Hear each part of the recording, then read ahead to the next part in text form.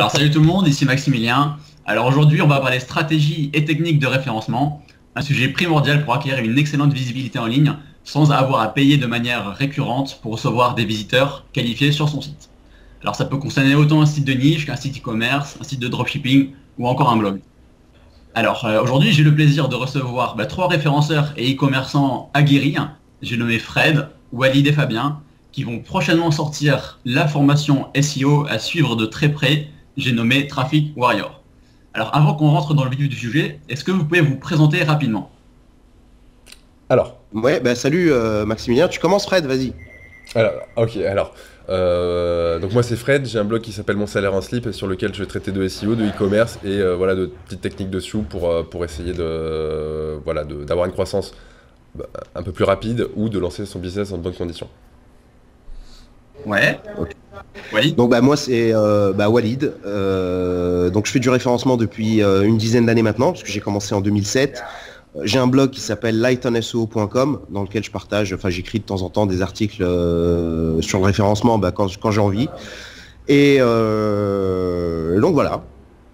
D'accord, nickel. Et toi Fabien? Salut, donc moi c'est Fabien, donc moi ça fait une dizaine d'années que je suis dans le e-commerce. Pas mal dans le SEO et depuis 2-3 ans je m'intéresse fortement au web marketing et l'automatisation et voilà.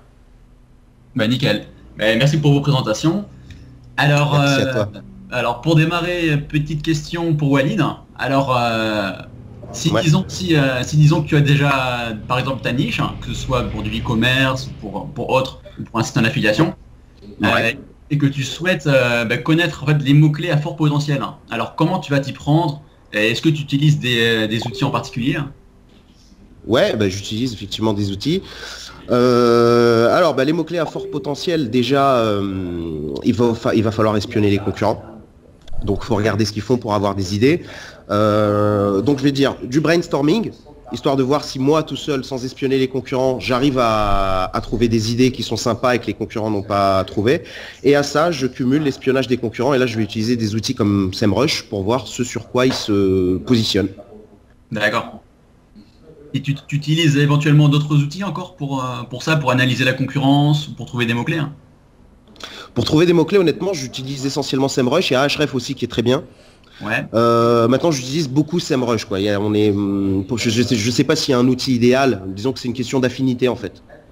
D'accord. Oui, c'est vrai que moi pour le coup je suis plus Ahrefs, mais ça peut être complémentaire en fait, de toute façon tous les outils. Après, je me rappelle qu'il y avait SEOkpit qui était pas mal, donc tu en as parlé, il me semble, à une époque, Maxime. Donc il y en a plein des outils en fait, et c'est surtout ce que tu vas en faire qui compte. Bien sûr, ouais, c'est ça. Ouais, complètement. Ouais. Et toi-même, Walid, tu as lancé des outils aussi par rapport à la recherche de mots-clés, justement, en se basant sur Google Suggest. Est-ce que tu peux nous en dire un petit mot rapidement? Ouais, bien sûr. Alors, sur la base de Suggest, en fait, j'ai lancé un outil qui s'appelle Suggest Machine. Les autres outils dédiés aux mots-clés, ils font autre chose. Ouais. Donc, Suggest Machine, tout simplement, il va scraper les suggestions de recherche dans Google. Alors, pourquoi est-ce que j'ai fait ça? Tout simplement parce qu'on sait tous que s'il y a un mot-clé qui sort dans les suggestions de recherche, c'est qu'il a été recherché. Et pour moi, c'est très intéressant pour avoir des idées de longue traîne. Donc, j'ai ajouté les qui, que, quoi, comment, où, etc. devant, histoire d'avoir aussi des idées de contenu, parce que c'est bien beau d'avoir des mots-clés, il faut pouvoir coller des contenus en face des mots-clés pour pouvoir se positionner dessus. Donc ça, c'était l'idée de départ. Donc j'ai fait un keyword cheater-like et answer the public, tout combiné en fait. Ah, super. J'ai eu l'occasion de le tester là dernièrement et c'est vrai que ça envoie du lourd. Il est vraiment très très bien foutu. En tout cas, même que ce soit SEO Hero ou Suggest Machine. Nickel. Ouais, merci beaucoup. Donc SEO Hero, c'est encore autre chose. C'était le site que j'ai utilisé pour le concours. Et là, ça va être plus, on va dire, un outil qui va t'aider dans l'optimisation sémantique. Parce que c'est bien beau de mettre tes mots-clés aux bons endroits.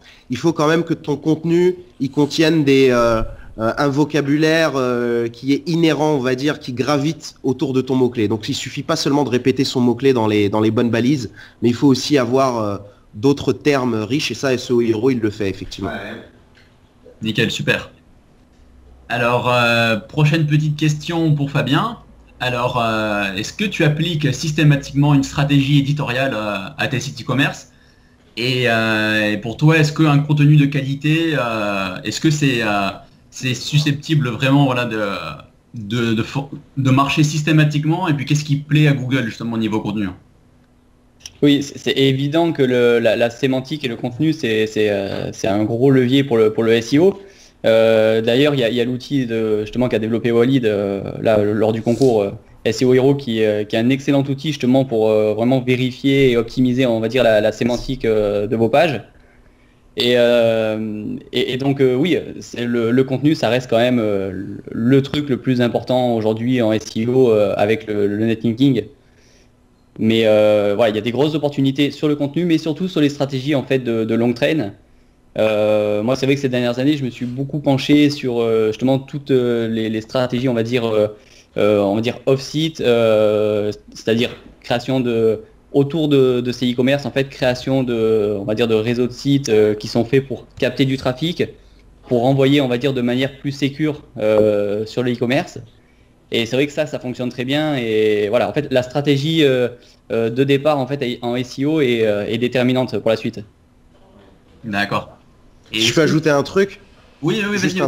Un truc. Ce qui est bien en fait pour la stratégie éditoriale pour les sites e-commerce, c'est qu'il y a plein de e-commerçants qui le font pas en fait. Et c'est pour ça que c'est une opportunité. C'est que les autres ne le font pas. Il y en a certains qui le font, mais beaucoup ne le font pas. Ouais, c'est vrai. Ouais. Ça permet vraiment de faire la différence justement là-dessus. Et est-ce que vous mettez en place ce qu'on appelle un cocon sémantique, hein, c'est-à-dire vraiment beaucoup de contenu et vraiment voilà, classifié d'une certaine façon pour pouvoir justement acquérir un maximum de visiteurs grâce au contenu, hein. Alors à qui s'adresse la question? Fabien, peut-être, si tu fais ça, ou si l'un de vous fait ça. Alors, pour moi, en fait, c'est un grand mot. Ça dépend j'ai envie de dire, du volume du site, en fait, du nombre de pages. Ouais. C'est évident que sur un site de moins d'une centaine de pages, pour moi, il n'y a pas grand intérêt à aller faire quelque chose de très poussé. Maintenant, c'est vrai que quand on est sur des sites de plusieurs milliers de pages, effectivement, ça va être un levier. Voilà. Après, Walid est bien placé aussi pour répondre à ça, parce que je crois que en fait, autour de ton outil, Walid, c'est vrai que tu as développé, on va dire, quelques add-ons qui permettent de classifier tout ça. Peut-être que Walid pourra développer là-dessus. Alors, c'est vrai qu'on parle beaucoup de cocon sémantique en ce moment. Alors, moi, honnêtement, j'ai pas la prétention de savoir exactement ce qu'est un cocon sémantique, parce qu'on dit beaucoup de choses, beaucoup et n'importe quoi, parce que tout le monde parle du cocon sémantique. Et moi, j'aborde pas le truc du tout de cette façon. Pour moi, tu es e-commerçant, tu vends des produits, donc tu as deux choses. D'une part, le référencement du catalogue, mais ça, c'est autre chose. Et le deuxième point, c'est tout ce dont on parlait tout à l'heure, la stratégie éditoriale, c'est-à-dire créer des pages qui vont répondre à des besoins informatifs qui quand même sont liés à tes produits. Donc tu vas aller chercher des clients, des potentiels clients qui sont certes dans une étape du processus d'achat qui n'est pas très avancée encore. Tu vois, ils sont peut-être pas prêts à dépenser maintenant, mais ce qui m'intéresse, je me pose pas la question cocon sémantique, pas cocon. Pour moi, c'est une architecture de site web et il faut publier des contenus qui vont les informer. Donc, quand j'ai envie d'acheter un téléphone, avant de taper, je sais pas moi, la marque du dernier téléphone sorti, avant d'arriver à cette étape-là, je vais me renseigner et je vais peut-être rechercher des trucs comme voilà, quel téléphone acheter à moins de 200 €.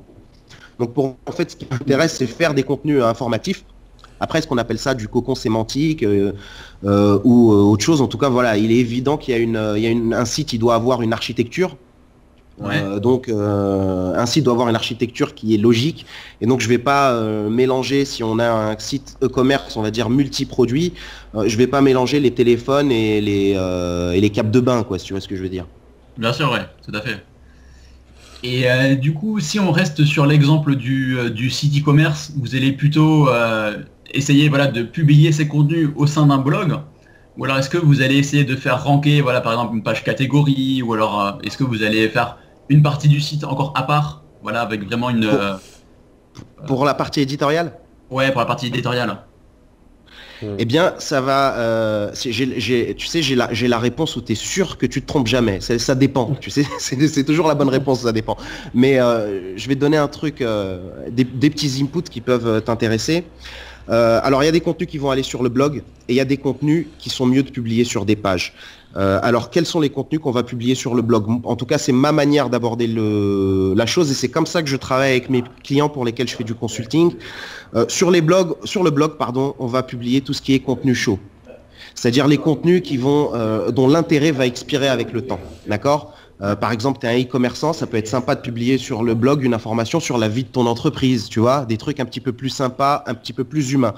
Maintenant, si tu publies des contenus de type evergreen, des contenus qui sont toujours recherchés, donc qui correspondent vraiment à une recherche sur Internet, qui est par exemple, je vais dire une bêtise, comment choisir son téléphone. Ouais. J'ai pas d'intérêt à le mettre sur un blog. Il faut que ce soit dans une fiche pratique, dans la hiérarchie du site. Pourquoi? Parce que dans le blog, au fur et à mesure que je vais publier des articles, eh bien, l'article en question va se perdre dans la hiérarchie, va se retrouver dans les pages profondes. Donc, il va perdre en PageRank, en LinkJuice, ou je sais pas comment on appelle ça comme on veut, on s'en fout. Et donc, pour moi, ce type de contenu-là, les evergreens, faut les publier sur les pages et pas sur le blog. Excellente réponse, je suis d'accord. Yes. Bravo. Super. Merci. Alors maintenant une petite question pour toi Fred. Alors comment tu vas mesurer le succès d'un site et comment tu vas exploiter les données de tes concurrents à ton propre profit, hein?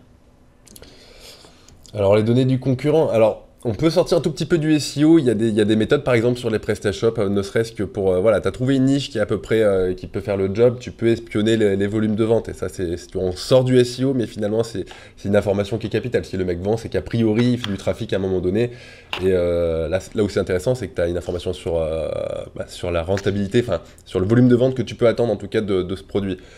Après, comme l'ont dit Walid et Fabien, tu as des outils comme SEMrush qui vont te permettre de détecter les mots-clés intéressants qui vont être inhérents à ces sites internet là, d'où le mec en fait pioche son trafic. Après en gros si tu veux voilà comment je me sers des concurrents, j'utilise SEMrush, je regarde un peu les volumes de vente. Il y a la partie off-site aussi qui va permettre de trouver des spots à backlink pour voir un petit peu où est-ce que finalement ils piochent ses sources de trafic dans une certaine mesure et aussi la patate pour faire ranker son site internet. Ça c'est intéressant, il y a des outils comme Ahref ou Majestic qui permettent de faire ça très bien. SEMrush aussi dans une certaine mesure. Ils ont développé des trucs, ils se développent de plus en plus sur toute la partie netlinking, SEMrush. Ils sont en train de bien progresser aussi là-dessus. Voilà. Donc après, mais du coup, Fred, vas-y. Ce que tu dis sur le fait d'aller justement voir un petit peu les top ventes sur des sites comme Amazon ou autres, c'est déterminant aussi dans la stratégie SEO.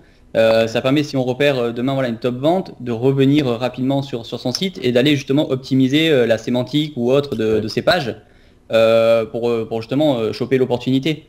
Et souvent, finalement, les stratégies perdantes en SEO, c'est le mauvais choix de mots-clés dès le départ. Ah bah ça c'est un classique. Après, mis à part espionner les concurrents, il y a aussi un truc que j'aimerais... c'est vrai qu'on fait beaucoup d'espionnage, de benchmarking dans le SEO, que ce soit en netlinking ou dans le choix des mots-clés ou ce qu'on veut. C'est très bien, il faut le faire. Mais un petit point négatif à l'espionnage, c'est que finalement, en fait, quand tu suis tes concurrents, tu ne fais qu'avancer dans leur sillon, en fait. D'accord ? Ouais. Et c'est bien aussi d'être quelque part un petit peu créatif et d'essayer de faire des choses qui sont... Donc c'est bien de les espionner, de regarder ce qui marche, évidemment, pour le reproduire, mais c'est bien aussi d'apporter un petit peu de créativité à sa stratégie, de ne pas faire comme tout le monde. Alors, tu as mille fois raison. À la fois, si tu veux, à un moment donné, tu peux avoir la piste du concurrent, le mot-clé sur lequel il cherche à se positionner, et puis après, utiliser correctement les leviers SEO que lui aura mal utilisés, notamment par exemple la longue traîne ou les suggestions de Google. Tu vas pouvoir avoir une piste sur quelque chose qui fonctionne et à la fois creuser mieux ou différemment. Oui, c'est évident que le mec qui fait le carton, c'est le mec qui a trouvé le produit en premier, et pas les suiveurs qui vont répliquer la stratégie, quoi. Ça, c'est sûr. Et ouais.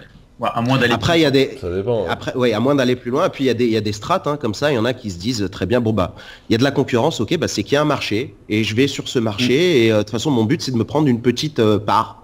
On va essayer de faire en sorte qu'elle soit la plus grosse possible. Mais il y a des stratégies comme ça qui fonctionnent. Quelque part, je trouve pas ça déconnant de se dire, je vais là où il y a de la concurrence parce qu'il y a un marché. Ah non, mais ça c'est Ouais. logique.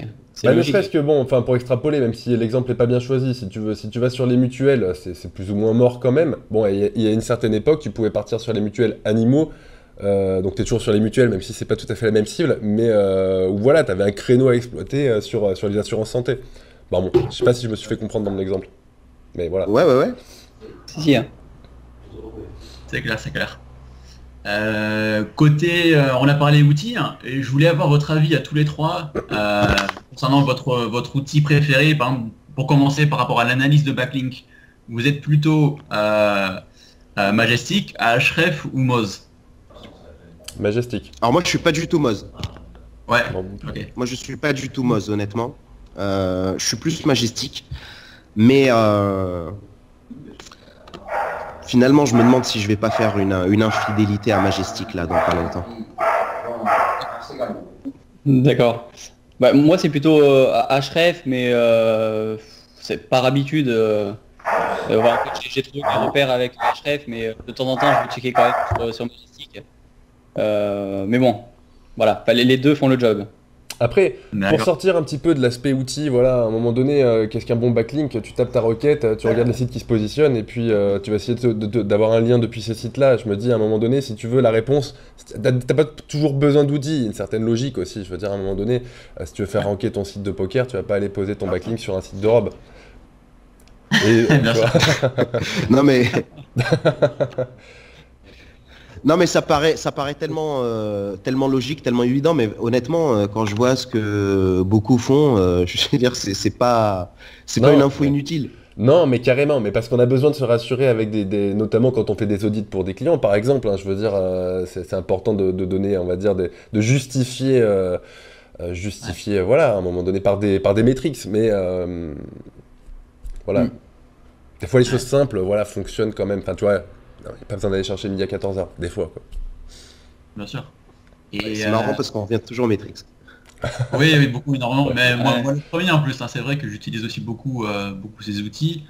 Et je voulais avoir votre avis aussi par rapport à un outil pour analyser justement les mots-clés sur lesquels rank un site. Par exemple, on a un concurrent, on veut savoir c'est quoi ses meilleurs mots-clés. Et ben là, on peut très bien utiliser SEMrush, et on a Yoda Insight et on a Rank Ah Explorer, oui. qui ont tous les droits super. Est-ce que vous avez une préférence Moi, je serais malhonnête de donner une préférence, c'est parce que je n'ai pas utilisé, enfin j'ai déjà utilisé une fois, on m'a montré Yoda Insight, j'ai jamais utilisé Rank Explorer, j'ai d'excellents échos sur ces outils-là, Ouais. Notamment sur le marché FR, donc j'ai d'excellents échos, mais je serais malhonnête de dire je préfère SEMrush alors que j'ai testé seulement SEMrush, tu vois. D'accord. Ouais. Ok. Ouais, je vais dire Yoda parce que c'est français, et puis c'est tout, quoi. Enfin, Ouais. Espèce de chauvin. Ouais. Mais Ouais, Yoda, je l'ai utilisé un bon bout de temps et c'est vrai que sur le FR, c'est très bien. ouais, c'est top. Et Rank Explorer est aussi français parce que c'est l'agence Ranks en fait qui est à la base l'outil Ah. d'analyse de mots-clés, de suivi bah, de mots-clés. Ranks alors. Mais après, il y a un truc avec Ok, ces bon. outils, si tu veux, juste, c'est que la base de données, forcément, elle est incomplète. Et ce que j'aime pas, c'est que tu vois pas. C'est un point de départ. C'est un point de départ, mais j'ai envie de dire, c'est pas une fin en soi, quoi. Derrière, tu prends ton mot-clé racine, et puis ensuite, tu prends le tool à Walid, par exemple, pour regarder un petit peu tout ce qui est longue traîne, etc. Voilà. Les c'est un point de clusters. départ. Ouais, voilà, tu peux t'en inspirer, et à Après- la fois, c'est incomplet, quoi.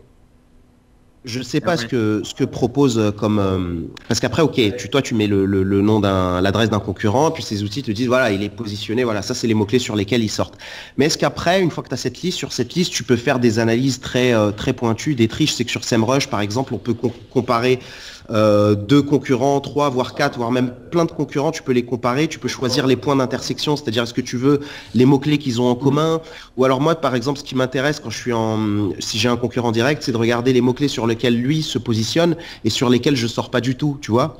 Donc ça par exemple, moi SEMrush me permet de le faire très facilement en un clic et ça m'aide beaucoup. Donc c'est vrai qu'il y a aussi, à part la base de données de mots-clés, toutes les fonctionnalités, les possibilités de tri qu'on te propose de faire derrière. Et je rejoins Fred sur le fait qu'effectivement, ils sont pas là toute façon, ils peuvent pas représenter la réalité de la recherche, puisque tous les jours, la plupart des requêtes qui sont tapées sur Google n'ont jamais été tapées auparavant. Donc déjà, de là, je veux dire, même Google peut pas anticiper les requêtes qui vont être tapées. D'où l'intérêt de la clusterisation. Merci Fred de parler encore de mes outils. Normal, c'est normal. Bah après, voilà, il y a un truc par contre sur SEMrush que j'aime beaucoup. Excuse-moi, Fabien, vas-y. Vas-y, je te laisse enchaîner. Juste rapidement, en fait, moi, un gros avantage que je trouve à Ahref, c'est que quand on met en place une stratégie SEO, Ahref, en fait, te donne directement tous tes mots-clés qui commencent à remonter dans le top 100. Donc sur des stratégies de long train, en fait, c'est très intéressant parce que tu vois rapidement si ça commence à réagir de manière positive ou non.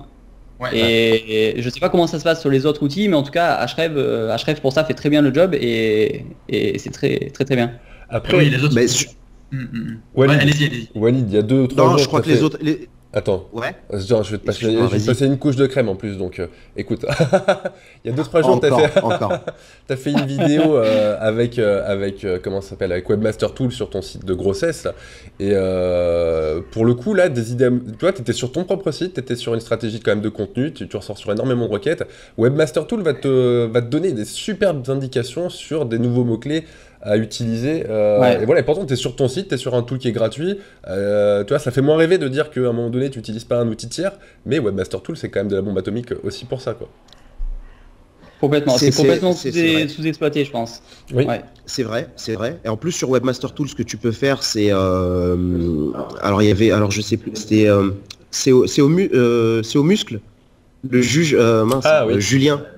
Qui avait montré un truc, j'ai essayé, ça marche super bien. Donc avec un plugin Chrome, tu peux sur Webmaster Tool en fait faire en sorte que toutes tes données, parce que le problème de Webmaster Tool c'est quoi? C'est que tu as tes données sur 90 jours maxi. T'as pas l'historique, donc c'est 90 jours maxi. Et donc avec ce plugin, tu peux récupérer automatiquement toutes les données de Webmaster Tool et les mettre directement sur Google Drive, d'accord? Et du coup, tu vas pouvoir accéder à des rapports qui proviennent de Google finalement, mais sur 1 an, 2 ans. Donc tu ne perds pas, tu peux récupérer tes données, ne pas les perdre. Bon, après, on aura quand même toujours le problème du not provided sur la Search Console. Et ouais, tout à fait, ouais. Et je pense que dans tous les cas, c'est toujours bien, voilà, d'avoir un outil sur le coude. Bah, si c'est gratuit, c'est tant mieux, parce que j'ai envie de dire que tous les outils qu'on a cités, pour quelqu'un qui commence, ça fait vraiment cher, je trouve. Complètement. Parce que pour que ce soit rentable, il faut vraiment faire beaucoup d'analyses, il faut vraiment soit avoir ses propres clients, soit avoir déjà un réseau de sites quand même assez conséquent. Et donc du coup là, tu sais quoi, si je peux donner un petit conseil, alors ça, parce que ça va dépendre. Par exemple, nous qui travaillons pour des clients, donc on fait du consulting, on peut pas se permettre tu vois, c'est comme si tu prenais l'avion et tu faisais du vol à vue. Tu as besoin d'instruments à un moment donné. Maintenant, pour le mec qui lance son site, tu vois, qui a un site, 2 sites, ou tu vois, qui est pas dans qui a pas besoin d'analyser 150 000 sites, je lui conseille de prendre directement SEO Observer de Kevin, qui a l'avantage de regrouper des données de différents outils, tu vois, et tu peux avoir en un seul endroit différentes données, avoir des informations qui sont vraiment stratégiques. Et de partir là-dessus. Et c'est clair que il n'y a pas besoin d'investir dans je sais pas combien d'outils pour réussir en référencement. Hein. De toute façon, celui qui va réussir en référencement, c'est celui qui finalement mouille le maillot. Hein. C'est pas celui qui a les meilleurs outils. Hein. C'est qui? C'est Rudy qui disait l'outil ne fait pas le moine ou l'outil ne fait pas le SEO, un truc comme ça. Hein. C'est lui qui disait ça. Ok. Ouais, je crois ou pas. Je me souviens de la. Ok, je me souviens de la citation, je me souviens pas, mais voilà, très bien. Effectivement, l'outil ne fait pas le SEO. Le SEO. Bon, avant qu'on arrive à la conclusion de cette interview, est-ce que vous auriez des petites astuces ou des techniques de SEO en netlinking? Ouh, on en a un paquet, mais je sais pas, on va peut-être pas toutes les sortir. Tu sais, je rappelle qu'on lance une formation hein, dans. Bien sûr. Alors le but c'est que oui, voilà, si vous avez peut-être 1 ou 2 sympas à partager, si vous avez une exclue ou quoi que ce soit. Non mais je déconne. Vas-y Fred, c'est toi le SEO. Dans le SEO, alors attends, elle va être simple, mais elle est bien quand même. Je veux dire, à un moment donné, sans parler d'empreinte ou quoi que ce soit, il suffit que tu tapes forum plus ton mot-clé sur Google et tu vas trouver beaucoup d'endroits où lâcher ton petit lien, quoi. Et puis de façon des fois pas forcément planquée. Tu peux faire des liens voilà, à partir du moment où tu as le droit d'édition sur quelque chose, et les forums permettent encore pas mal de faire du do-follow, tu peux voilà, faire quelque chose de très sympa, de très contextualisé, qui est sous-exploité parce que difficilement automatisable dans la mesure où il faudrait automatiser les inscriptions, et puis voilà, mais voilà, les forums, moi je trouve que c'est un bon plan qui est un peu sous-exploité. Bah allez, j'en lâche une ou deux. Alors il y a un truc, il me semble je suis plus sûr, mais il me semble en avoir parlé sur mon blog. Tu vois, tous les sites de Wiz qui te scrapent, qui dupliquent ton contenu et qui font soi-disant des analyses sur ton site en donnant des informations. Alors t'as ton title, c'est machin, tu vois, qui prennent l'Alexa Rank, etc. et qui font ceux-là, on peut un peu profiter de leur. Alors le problème, c'est qu'ils te font même pas de lien, et quand ils te font un lien, c'est nofollow en plus. Ouais. D'accord. Donc en fait, ce que tu peux faire, c'est que la balise title, en fait, c'est pas une balise méta. En réalité, dans la title, tu pourrais même mettre du HTML dedans. Donc qu'est-ce que tu fais? Tu t'arranges pour mettre du HTML dedans avec un gros, tu peux mettre un gros texte, même je sais pas, un truc généré automatiquement, tu vois, avec tes backlinks. Ouais. D'accord. Et c'est qu'il y a plein de ces sites-là qui, quand ils récupèrent la title, ne font pas un check de sécurité pour voir s'il n'y a pas du HTML dedans. Ils la récupèrent telle quelle et ils la mettent sur leur site. Donc en fait, tu peux te retrouver, en fait, donc qu'est-ce que tu fais si tu fais ça? Tu vas aller pinguer plein de sites de Wiz qui vont venir visiter ton site, et tu vas te retrouver avec plein de backlinks comme ça. Alors c'est peut-être pas les meilleurs backlinks pour un site de e-commerce, par exemple. Par contre, si tu as quelques satellites sur lesquels tu t'appuies pour pousser ton business, ça peut être très sympa, tu vois. Et puis c'est un petit pied de nez, c'est marrant. Et un truc que j'aime bien faire sur les forums, donc 2 astuces. Le problème des forums, c'est quoi quand tu poses ton lien? Finalement, c'est la modération. Ouais. Et il y a un truc qui marche toujours. Tu prends une citation d'un modérateur, tu cites un modérateur dans un passage où il met un lien. D'accord? Et tu vas dans son lien modifier le lien, tu vois, dans ta citation en fait, tu vois, dans ton cote, tu vois, sur le bébé cote, tu mets ton backlink et tu lui réponds en dessous de la citation, ouais, merci beaucoup, impeccable, etc. Et tu lui l'envoies, donc il va voir sa citation, il n'aura jamais l'idée d'aller contrôler sa citation, tu vois, de modérer le backlink que lui avait mis. Et ça passe toujours. Oui, ça passe, je sais pas si j'étais... Tu m'avais montré quelques exemples, et franchement, en fait, il m'a montré son exemple, il m'a fait regarde s'il n'y a pas un truc bizarre sur cette page, et franchement, en fait, j'étais passé complètement à côté, ça passe très, très, très facilement, c'est très propre, bravo, c'est propre. C'est énorme. C'est pas mal comme astuce. Voilà. Et des comme ça, il y en a vraiment une tonne, quoi, des astuces, et il y en a certainement d'autres qu'on n'a pas encore découvertes et qu'on découvrira au fur et à mesure de creuser. Donc voilà. Ouais. Moi, pour en donner une rapide, moi ça tournera plus autour des noms de domaine inspirés. Je trouve qu'aujourd'hui c'est encore ce qui est le plus gros levier. Il y a des méthodes en fait pour trouver des noms de domaine inspirés sur vraiment des niches. Donc il suffit que le nom de domaine ait encore 5 ou même 3 bons backlinks nichés, ça va vraiment envoyer du jus. Et voilà, et je pense que dans les jours qui viennent, on va lâcher une bonne petite astuce sur le groupe, voilà, pour trouver des noms de domaine très nichés en moins de 5 minutes. Ouais. Donc pour moi, ça reste le truc le plus efficace, on va dire. Parce que ça va, alors certes, il va falloir payer 8 € un nom de domaine, mais derrière, c'est vraiment gagnant. C'est rien, 8 € un nom de domaine, c'est rien. C'est donné, Pour récupérer 5 liens, c'est rien, quoi, non. Quand tu vas acheter un lien ou le louer, ça commence, je crois, à partir d'une cinquantaine d'euros par mois pour les premiers prix, enfin, il me semble. Hein. Ouais, c'est à peu près ça, ouais. Ouais, on peut dire ça. Après, je peux ajouter un truc sur le netlinking, parce que c'est vrai qu'on parle d'astuces, etc. Nous, on aime bien, enfin, la plupart des SO aiment bien cet état d'esprit, tu vois, où c'est presque un challenge, en fait. Et après, on peut même, regarde ce que j'ai réussi à faire. Il y a peut-être même un petit côté d'orgueil dans l'histoire. Mais faut rester aussi un peu, parfois. Il n'y a pas forcément besoin d'aller chercher des bacs. Vraiment, on peut se simplifier la vie. Le netlinking quelque part, c'est quoi? C'est apporter des liens vers son site, mais les liens, il faut quand même s'arranger pour qu'ils soient de qualité. Et qu'est-ce qui est plus simple que d'aller contacter un mec qui a un super site et de lui offrir gratuitement un super contenu. Ouais. Donc tu vois, là on n'est pas du tout dans le black hat ou dans les astuces de Sioux. C'est un truc simple que n'importe qui peut faire, mettre en application, et finalement qui va être en plus safe sur le long terme pour le site. Ouais, t'as raison, ça fait c'est les liens de moins... meilleure qualité Excuse-moi, possible, quoi. Ouais, voilà, t'as raison, voilà. Ça fait moins rêver sur le papier, si tu veux, mais après, en termes d'efficacité, t'as parfaitement raison. Mais voilà, Tu sais, c'est vrai que ça fait moins rêver, mais en même temps, les mecs ont envie de ranker leur site, quoi. Tu vois, je veux dire, c'est vrai qu'on aime tous rêver, mais ce qu'on veut, c'est on veut ranker le site rapidement.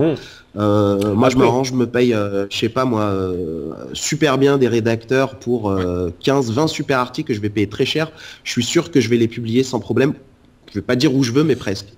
Oui, mais voilà, après, il y a pas mal de les gens articles sont vraiment... qui se donnent pas Voilà, ils oublient un petit peu finalement cette partie échange humain, on va dire, même si c'est par écran interposé. Voilà, le simple fait d'aller contacter quelqu'un et de lui proposer un peu de valeur ajoutée via du contenu et un backlink vers son site internet, ça fonctionne souvent. Par contre, voilà, il y a ce petit côté humain entre les deux, en deux temps en plus, puisqu'il faut demander la permission, et du coup, voilà, pas grand monde le fait, mais c'est vrai que c'est ce qui fonctionne le mieux. Mais c'est vrai que même pour en donner une dernière, mais dans le même idée de ça, il est comme parti, ça pour faire du contenu. Non, mais il y a un truc qui est très fort quand vous avez un e-commerce. Il y a plein de petits en fait blogueurs. Vous leur envoyez juste un simple message, ou même vous l'automatisez si vous voulez faire en masse. Et en fait, vous lui dites, voilà, moi j'ai un code promo si vous voulez pour votre communauté sur votre blog.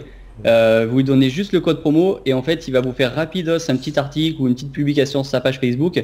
Et il va dire voilà, tel site, si ça vous intéresse, il va être content en fait de pouvoir dire qu'il a un code promo pour ses lecteurs. Et souvent, plus d'une fois sur deux, vous gagnez un backlink vite fait, bien fait. Et c'est des liens que les concurrents auront du mal à avoir. Et c'est ça aussi qui est important, ça c'est intéressant. Ouais. Et on est souvent surpris en fait de la réaction justement de tous ces blogueurs qui est très positive en fait. Voilà. Tant que t'es pas dans la mode, rejeté. Ouais. Tant que t'es pas dans la mode, ça va, parce que la blogueuse mode, c'est autre chose. Ah, la blogueuse mode, elle est difficile à apprivoiser carrément. Ouais, donc voilà, le seul truc, c'est si t'es pas dans la mode. Mais effectivement, voilà, tu vois, c'est un super truc, et des comme ça, il y en a pas plein, quoi. Encore une fois, on tourne toujours, on arrive au même endroit. C'est vraiment le problème du référencement, c'est pas la technique c'est vraiment le fait de faire ce qu'il faut faire. Finalement, on est beaucoup à avoir quand même des bases. Enfin, il y en a plein de gens ont des bases, mais finalement leur problème c'est qu'ils font pas ce qu'il faut faire. T'attends toujours la solution miracle alors que fait finalement les bases. Voilà. Voilà. Ouais, c'est que en fait il faut simplement faire. Faut arrêter de réfléchir. C'est voilà, il faut y aller quoi. Passer à l'action. C'est ça. Bon bah nickel, en tout cas, vous voulez rajouter peut-être quelque chose avant qu'on finisse ou Ouais, vite fait, excuse-moi Walid, je t'ai vu prendre ton inspiration, mais on a un petit non, décalage. mais moi je voulais... Non, j'allais le... c'est pas grave, je m'apprêtais à remercier Maxime pour l'interview. Non, c'est moi qui allais vous remercier, non vraiment, merci à vous, à tous les trois là pour tous ces partages, vraiment c'est bon plan, tout ça, ça fait plaisir. Et je suis sûr que ça va vraiment intéresser mes lecteurs et puis tous ceux qui vont tomber sur la vidéo, forcément. On l'espère.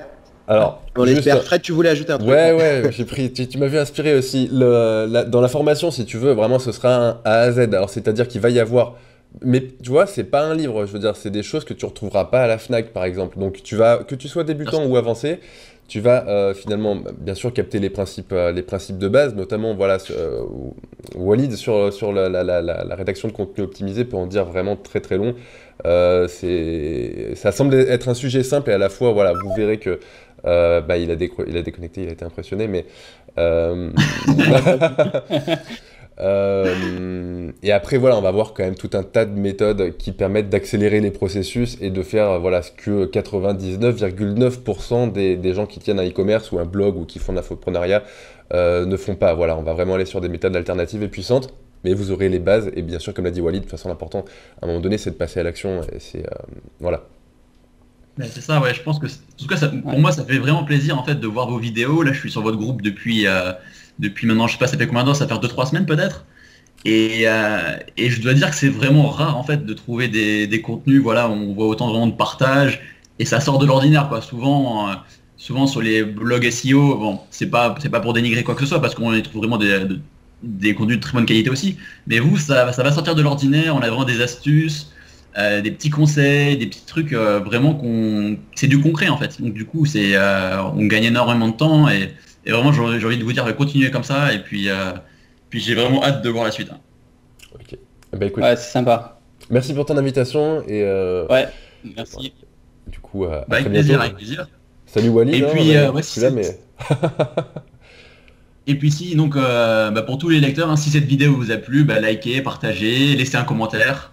Et puis on vous dit ciao et puis à très bientôt. ciao. Allez, merci à toi, merci à tous. Allez, avec plaisir, ciao. Bon, je fais stop.